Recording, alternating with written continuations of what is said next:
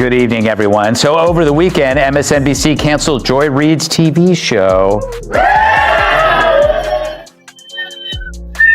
And according to the network, all of her wigs were quickly released back into the wild. There they go.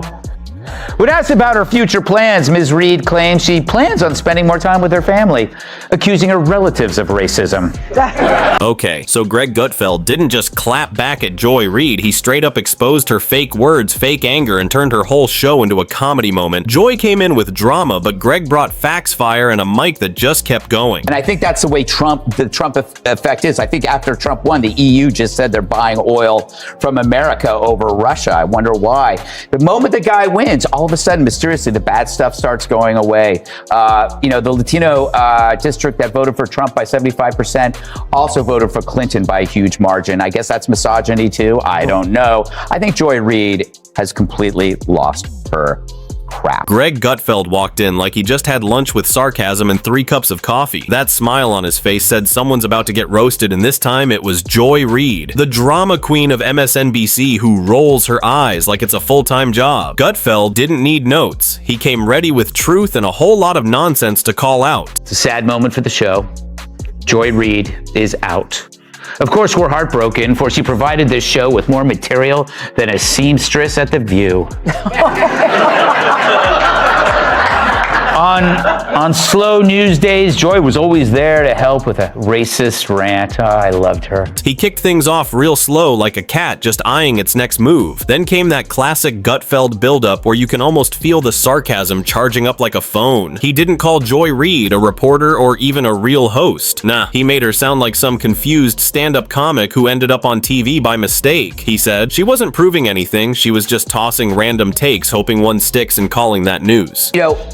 It's not racism, it's not sexism, it's brainism. We are bigoted against people who don't have brains, which is why Joy Reid takes this so personally.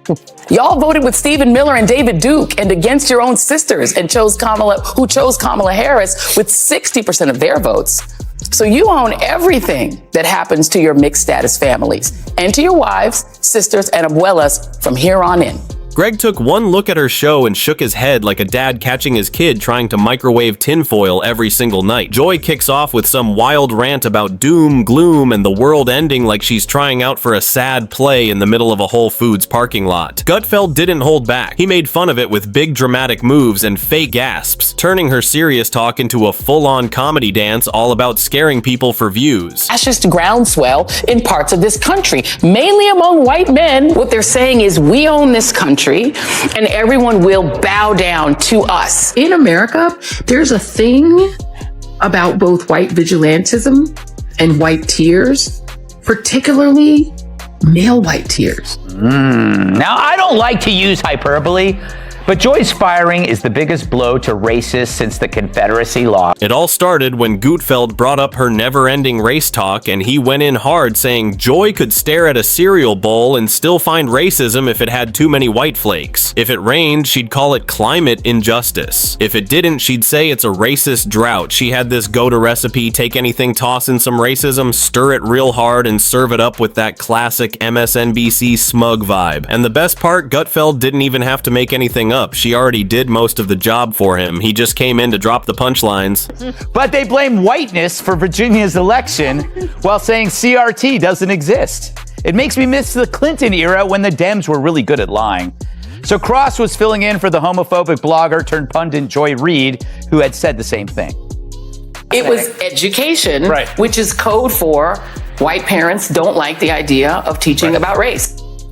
Yes, because if there's one thing missing in our educational system, it's America's history of racism. Then Gutfeld switched things up and started roasting her style choices, not because clothes matter, but because Joy looked like she got dressed in the dark at a thrift shop run by peacocks on strike, and he didn't hold back. He acted out those wild rainbow looks, saying she looked like a piñata rolling through a pride parade. The crowd loved it, not because of the fashion, but because the crazy colors totally matched her loud takes and wild energy. And that's when Gutfeld went in deep, pulling out her big biggest hits, like the weird conspiracy stuff, the made-up history, and how she turns every little thing into some story about race. He joked that Joy could hear a traffic update and turn it into a civil rights protest. If a squirrel ran by too fast, she'd say the system was rigged and she probably has a dartboard in her room covered in founding father faces just to warm up. He said her #1 word was dangerous, not because it fit, but because she slapped it on everything. Trump was dangerous, Republicans were dangerous, maybe even cows were on the list, and if anything didn't match her dream world, she'd label it a threat, Gutfeld said. Watching her was like a Marvel movie where Joy Reid's the last superhero standing with a mic instead of a hammer trying to protect the world from suburban dads and their gas stoves. It is funny, though.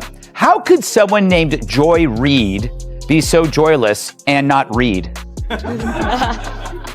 There are countless articles out there on CRT and how often it's being taught in schools.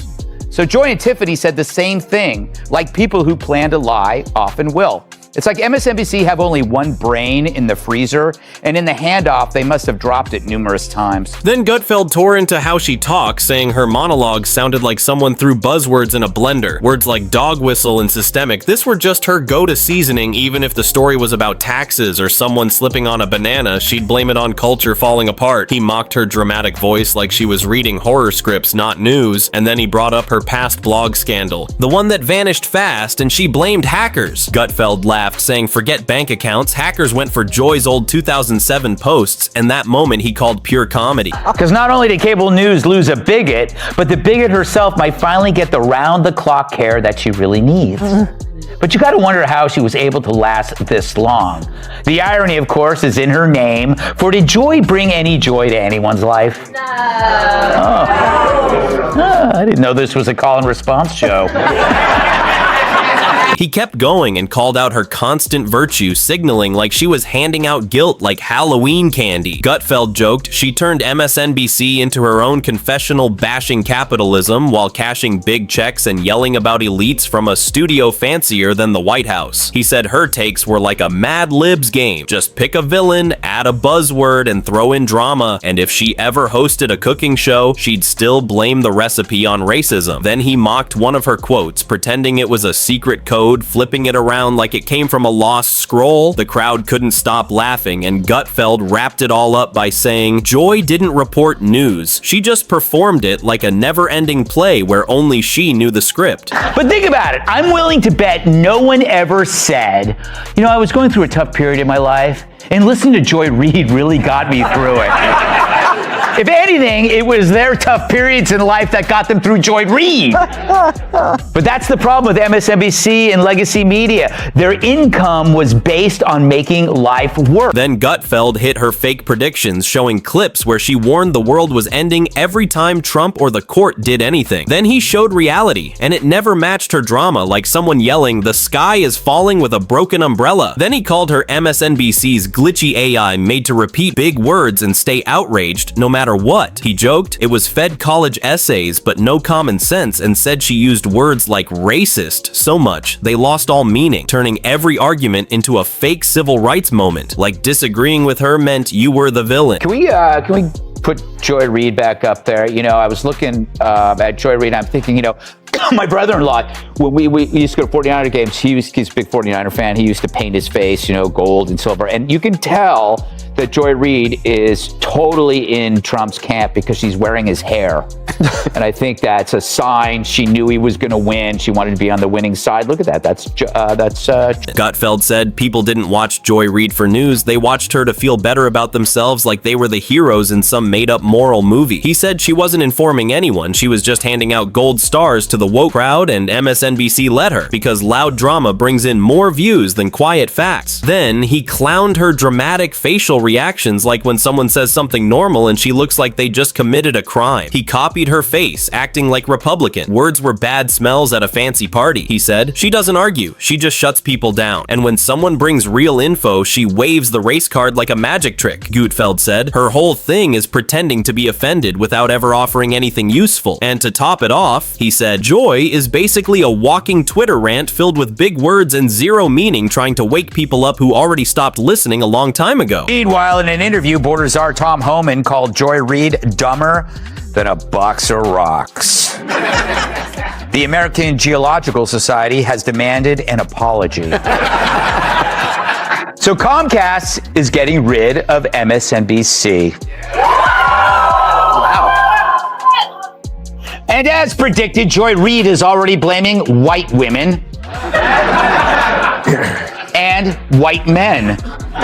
So Gutfeld switched it up with one of his fake apologies. He looked serious, lowered his voice, and said, maybe Joy was right. Maybe America really does need to hear how stop signs are racist or how bad hair days are caused by capitalism. But he cracked up mid-sentence and the whole place lost it. Then he leaned back, took a sip, and said, Joy's real skill wasn't news. It was turning nonsense into some kind of dramatic art. Like every rant was painted with panic. Gutfeld said he didn't even need to joke. The material wrote itself, and all he had to do was point at the mess. Music to the ears of Latinos who want a tougher border and back Trump big time, giving him historic numbers for a Republican. But instead of dealing with that reality, Joy Reid's trying to shame Latino men. Latino men who, despite the utter disrespect shown by Trump and his promise to deport some of your mixed status families, most of them voted in a 55% majority to make the deportations happen. Y'all voted with Stephen Miller and David Duke and against your own sisters and chose Kamala Harris with 60% of their votes.